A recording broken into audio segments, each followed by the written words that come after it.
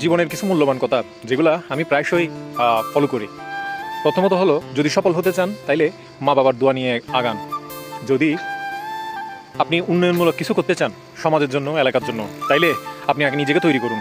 অর্থাৎ একটা কথা মনে রাখবেন, যদি আপনি একটা গাছ যদি কাটতে যান, ধারালো অস্ত্র প্রয়োজন হয়, ঠিক তেমনি আপনি যদি ভালো কিছু করতে চান তাইলে আগে নিজেকে তৈরি করুন, তাইলে আপনি বড় বড় কিছু করতে পারবেন।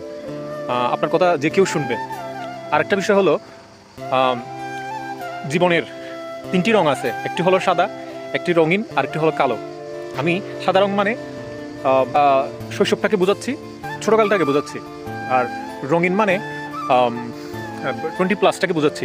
এই সময়টা হচ্ছে খুব কঠিন, খুব শক্তিশালী বলা যায়। এটাতে মানুষ যেটা খুশি সেটা করতে পারে, তার মন চাইলে যেটা খুশি সেটা করবে, তাই আমি এটাকে রঙিন বোঝাচ্ছি। সুতরাং এই সময়টাকে খুব কন্ট্রোল করা খুব উচিত প্রত্যেকটা মানুষেরই।